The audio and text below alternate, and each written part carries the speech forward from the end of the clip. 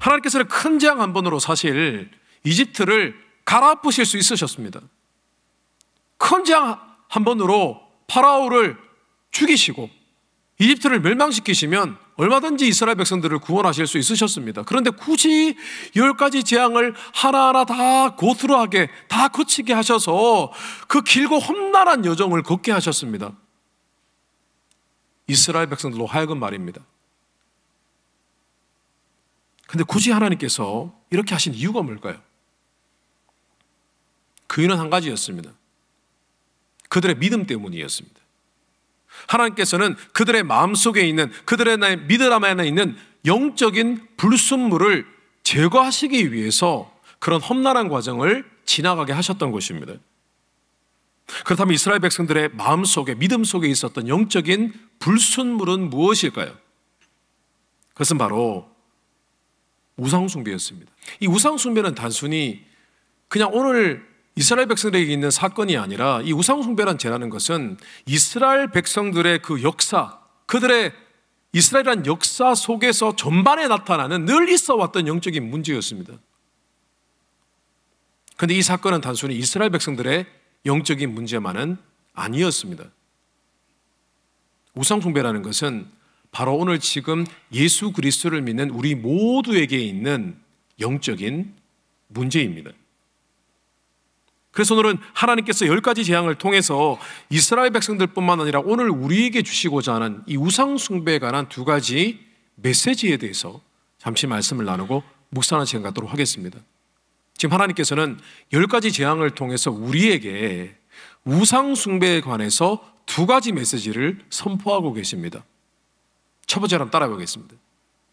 세상신은 가짜다.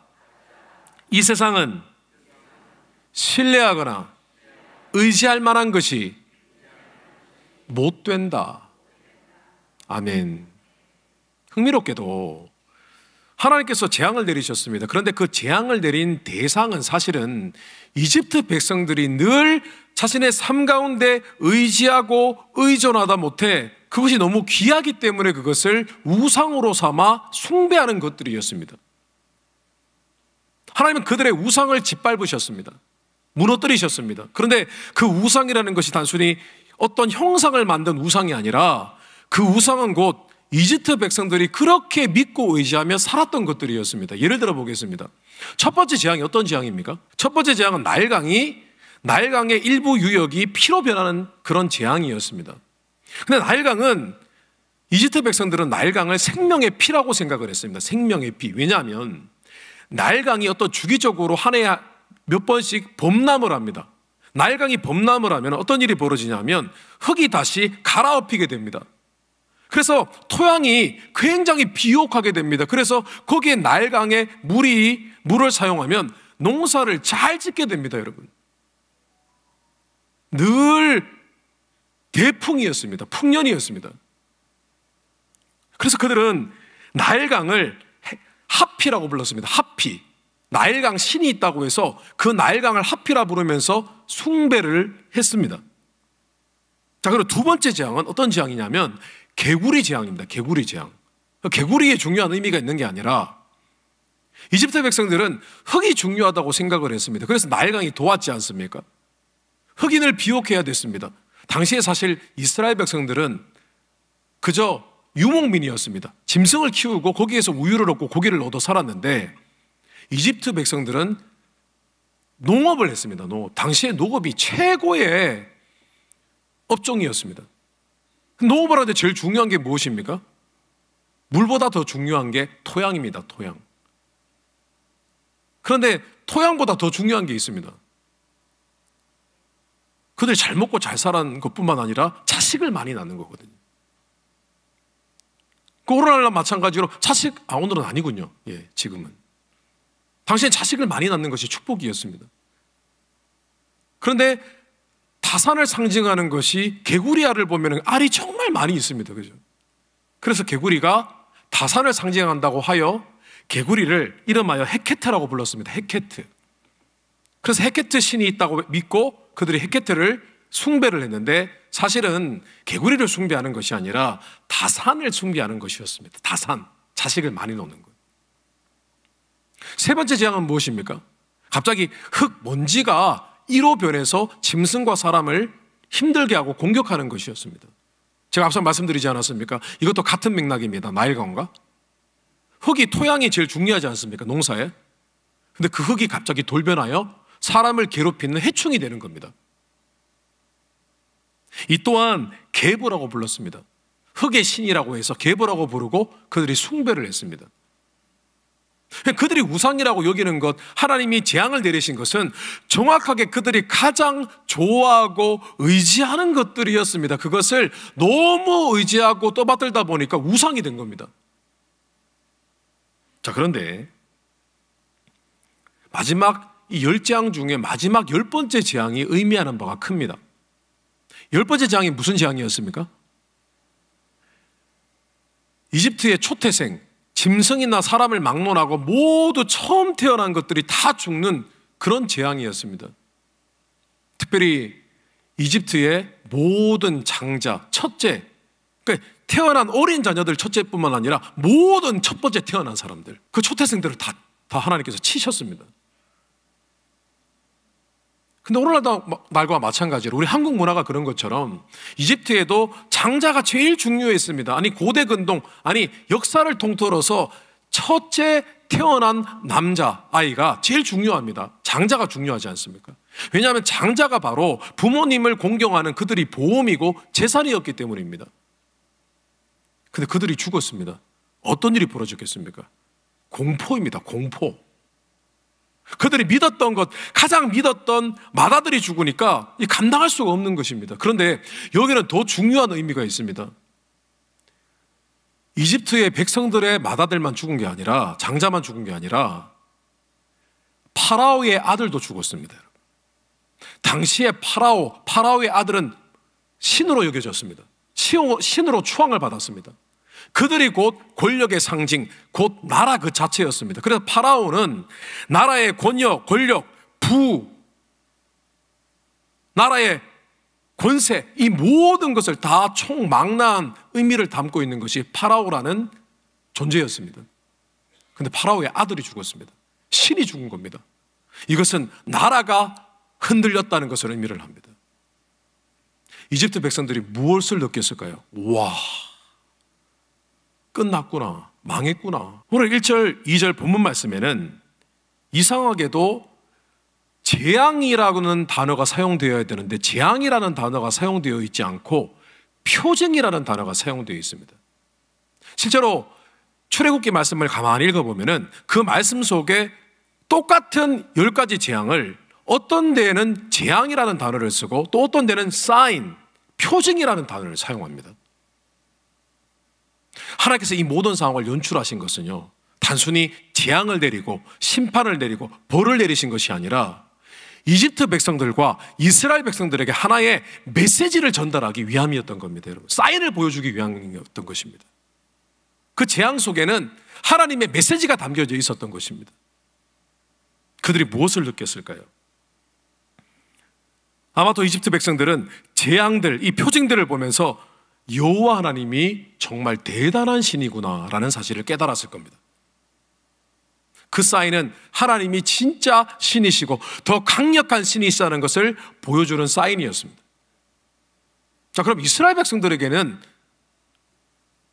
어떤 느낌이었을까요? 그들이 10가지 재앙을 통해서 무엇을 깨달았을까요? 하나님은 이 10가지 재앙을 통해서 이스라엘 백성들이 무엇을 깨닫기를 바라셨을까요? 아마도 그들은 3가지를 깨달았을 겁니다. 첫 번째로, 저들이 믿고 의지하며 살았던 저 모든 부귀 영화와 권력과 나라의 권세, 이 모든 것들은 결국 영원하지 않구나. 연기처럼 사라질 것들이구나. 없어질 것들이구나 라고 깨달았을 겁니다. 그리고 두 번째, 그들이 그렇게 믿고 의지하며 심지어 그것들을 우상처럼 여기며 숭배했던 그 모든 것들이 결국은 가짜구나. 그리 섬겼던 세상에 있는 모든 것들, 세상 신들은 다 가짜구나. 그리고 마지막으로 그들은 깨달았을 것입니다. 우리가 지금까지 그렇게 부러워하고 그렇게 똑같이 의지하고 우상으로 삼았던 것들, 참 부끄럽구나. 이 세 가지를 깨달았을 것입니다. 그들은 10가지 재앙을 통해서 이집트 백성들이 절망하는 모습을 바라보면서 그들 속에 있는 우상을 발견하게 되었을 것이고, 그 우상을 내려놓는, 우상이라는 믿음의 불순물을 제거하는 시간이 되었을 것입니다. 우상이라는 것은 눈에 보이지 않는 하나님보다 눈에 보이는 것을 더 의지하는 것을 우상이라고 합니다. 하나님은 눈에 보이지 않기 때문에 사실은 의지하기가 어렵습니다. 그런데 우리 눈에 보이고 직접 우리가 경험할 수 있는 것들은 우리가 가장 필요한 것들이기 때문에 우리는 거기에 의지하고 살아갑니다. 그런데 그것이 우리의 우상이 될 수 있는 겁니다. 그리고 우상이라는 것은 우리가 눈에 보이고 직접 필요한 것이기 때문에 거기에 의지하고 살아가다 보면 그것이 없어지면 공포를 느끼는 것이 우상입니다, 여러분. 이거 없으면 안 되는 거예요. 막 불안한 겁니다. 그래서 더 집착하게 되는 겁니다. 그게 우상입니다. 그래서 우상 숭배라는 것은 신앙생활을 시작하면서부터 신앙생활이 끝나서 주님 만나는 그날까지 싸워야 하는 죄입니다. 우리 모두에게는 부요함, 풍요로움이 우상이고 자녀가 우상이고 이 부강한 나라 미국도 우상입니다, 여러분. 우리가 간혹 이런 얘기를 합니다. 한국 가서 못 살겠다고. 왜요? 여기가 더 편하니까. 여기가 더 좋으니까. 우상입니다. 참 놀라운 것은 우리가 고난과 고통이라고 느끼는 것들의 대부분은 사실 우리가 믿고 의지하는 것들이 없을 때입니다. 맞죠? 우리가 믿고 의지하던 것들이 흔들리면 그게 우리는 고난과 고통으로 느끼는 겁니다. 그런데 그것이 잘 되면 하나님이 주시는 축복으로 느끼는 겁니다. 그 사실 동전의 양면과도 같습니다. 이 세상에 있는 모든 복들은 동전의 양면입니다. 그런데 참 놀라운 것은 하나님께서는 고난과 고통을 통하여 우리 안에 있는 우상을 깨닫게 하시고 다시 우리의 믿음을 refine, 다시 정제하여 우리의 믿음이 순결하게 만드시는 계기로 삼으신다는 것입니다. 그래서 참 놀라운 것은 오늘 성경 말씀의 출애굽기에 재앙이라고 plague, 영어로 재앙이라고 번역된 곳에 표징이라는 sign, 표징이라는 단어로 같이 혼용되어 단어가 사용됩니다. 그래서 때로는 우리는 고난과 고통, 재앙이라고 느끼는 것이 사실은 우리에게 하나님께서 믿음을 새롭게 하라는 사인이 되는 겁니다, 여러분. 그러니까 재앙이 아닌 거예요. 표징인 겁니다, 여러분. 하나님께서는 우리 안에 있는 고난과 고통 가운데 이렇게 말씀하시는 것입니다. 그거 우상 삼지 마. 그거 다 부질없어. 깨달아야 돼. 하나님은 지금 우리가 겪고 있는 모든 상황 가운데 이렇게 말씀하고 계십니다. 너 자녀가 내 소망이었지? 너 자녀가 전부였지? 너 자녀가 자존심이었지? 자녀 너 바라는 대로 안 되지. 너 건강 영원할 줄 알았지? 너 몸뚱아리 하나 고장나봐. 아무것도 아니지? 하나님 지금 그렇게 말씀하고 계시는 겁니다. 성도님, 지금 세상의 정치, 경제, 사회, 문화가 지금 흔들리고 있습니다. 대한민국만 그런 게 아닙니다. 미국만 그런 게 아닙니다. 온 세계가 지금 흔들리고 있습니다. 우리는 이렇게 생각을 했습니다. 미국 영원히 부강하고 물가가 안정되고 그러리라고 생각을 합니다. 우리는 대한민국이 참 많이 발전했다고 생각을 합니다. 그런데 하나님이 흔들면 다 흔들리는 겁니다. 하나님은 자녀 문제, 경제 문제, 실패의 문제를 통해서 우리가 의지하고 사랑했던 우상을 들춰내시는 겁니다. 하나님은 우상 숭배를 민감하게 다루십니다. 민감하게 생각을 하십니다. 그러므로 우리가 믿고 의지하고 아끼고 사랑하는 것들이 흔들릴 때 기억하십시오. 너무 지나치게 힘들어하지 마시고 내 안에 우상이 있었나? 아니면 이 모든 것들이 결국 나에게 우상이 되고 있었던 것은 아닌가? 묵상하십시오. 그 시간에 도리어 우리 안에 있는, 믿음 안에 있는 영적인 불순물, 우상을 제거하고 다시 하나님께로 돌아가고 하나님을 바라보는 영적인 터닝 포인트, 전환점으로 삼으시기를 주님 이름으로 축원합니다. 두 번째 한번 따라해 보겠습니다. 오늘 하나님께서 우리에게 주시는 이 두 번째 메시지는, 한번 따라하겠습니다. 하나님이 진짜 신이시다. 그가 신뢰하고 의지할 유일한 분이시다. 오늘 본문 말씀의 2절 말씀을 보면은 하나님께서 정말 속 시원하게 10가지 재앙을 통해서 이스라엘 백성들에게 깨닫기를 바라셨던 사실이 있었습니다. 그 사실을 하나님께서 시원하게 말씀을 해주십니다. 오늘 2절 말씀입니다. 같이 읽겠습니다. 내가 애굽에서 행한 일을, 곧 내가 그들 가운데에서 행한 표징을 내 아들과 내 자손의 귀에 전하기 위함이라. 너희는 내가 여호와인 줄을 알리라. 아멘. 하나님께서는 한 가지를 말씀하셨습니다. 이 모든 재앙을 재앙이 아니라 너희들에게 쌓인 표징으로 삼은 것은 너희로 하여금, 너희뿐만 아니라 너희 자녀가 내가 바로 여호와 하나님인 것을 알게 하기 위함이다 라고 말씀을 하셨습니다. 하나님께서 말씀하셨습니다. 내가 여호와라고. 사실 여호와라는 것은 하나님의 이름이 아닙니다.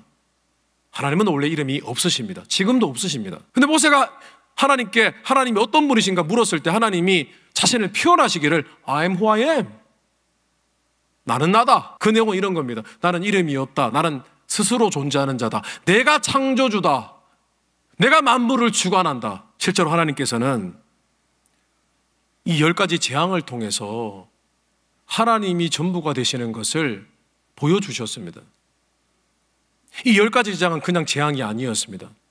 이것은 이집트 백성들에게나 이스라엘 백성들에게 주시는 하나님의 메시지였고, 또 그 재앙은 사실은 이적이었습니다. miracle, 기적이었습니다. 여러분.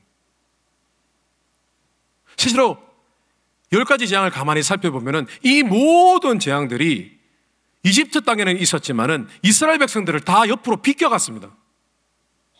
그 이스라엘 백성들은 막 난장판이 되어가는 그런 아비규환이 되어가는 이집트 나라의 그 상황을 보면서 그들은 이상하게 생각했을 것입니다. 이상하다. 3일 동안 칠흑 같은 어두운 밤이 있었는데 왜 우리 땅에는 빛이 있지? 좀 이상하지 않습니까? 이집트 땅에 피라미드가 있는 곳에는 칠흑 같은 어두운 밤이 3일 동안 지속이 됐는데 이스라엘 백성들이 사는 고센 땅에는 빛이 있었습니다. 개구리가 막 있고 이가 막 사람들과 짐승들을 괴롭힐 때에 이스라엘 백성들은 그런 고통을 당하지 않았습니다. 그냥 하나님의 보호하심이 있었습니다. 아주 평범한 것이 사실은 그들에게는 기적이었습니다.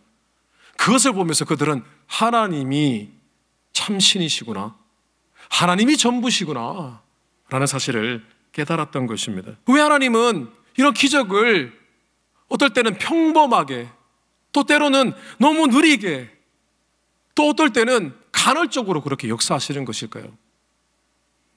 이유는 두 가지입니다. 너무 자주 기적을 베푸시면 그 기적이 우상이 되기 때문에, 그 기적 속에 있는 그 무언가 내가 바랬던 것이 내게 우상이 되고 말 것이기 때문에, 또 다른 이유는 기적은 하나님을 바라보게 하는 역할만 하면 그것으로 충분하기 때문에. 그렇죠? 기적이 중요한 게 아니라는 겁니다. 축복이 중요한 게 아니라는 겁니다. 그 축복은, 그 축복의 이유는 하나님을 바라보게 하는 겁니다. 아, 하나님이 여호와시구나, 하나님이 전부시구나. 성도 여러분, 기도하십시오. 하나님의 축복을 구하십시오. 하나님은 지금도 역사하십니다. 그러나 주객이 전도가 되지 않도록 조심하십시오. 여러분, 이 전도는 그 전도하고 다릅니다. 주인과 객이 바뀌면 안 됩니다, 여러분. 무엇이 더 중요한지가, 우선순위가 뒤바뀌면 안 된다는 것입니다. 요한복음 16장 24절입니다. 우리 같이 한번 읽어보겠습니다. 지금까지는 너희가 내 이름으로 아무것도 구하지 아니하였으나 구하라 그리하면 받으리니 너희 기쁨이 충만하리라. 아멘. 이 말씀은 참 놀라운 말씀입니다. 우리 주님께서 말씀을 하셨습니다. 너희가 지금까지 기도해 왔지만 내 이름으로는 기도해 본 적이 없지 않느냐? 그런데 내 이름은 권세 있는 이름이다. 내가 하나님이다. 그러나 내가 이 이름에 나를 믿는 자들에게는 권세를 줄 것이다. 내 이름으로 기도하라. 받을 것이다. 라고 하셨는데 주님께서 말씀하시기를 내 이름으로 기도할 때 너희 기쁨이 충만할 것이다. 기도 응답받아서? 저는 그런 의미가 아니라고 생각을 합니다.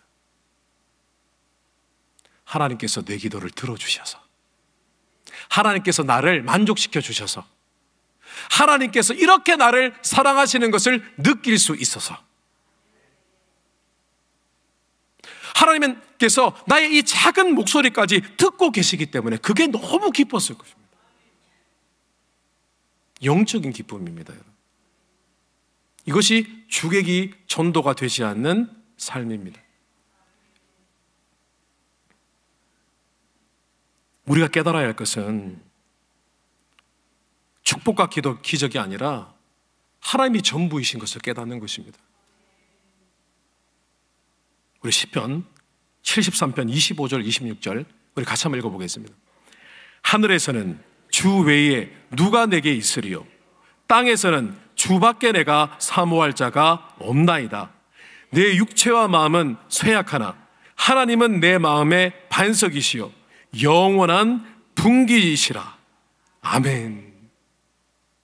오늘 시편 기자는 아팠습니다.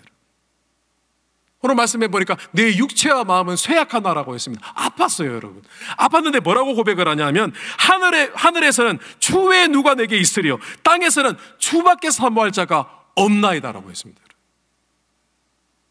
이러한 신앙의 고백이 하나님께서 우리에게 요구하시는 고백입니다. 말씀을 정리하겠습니다.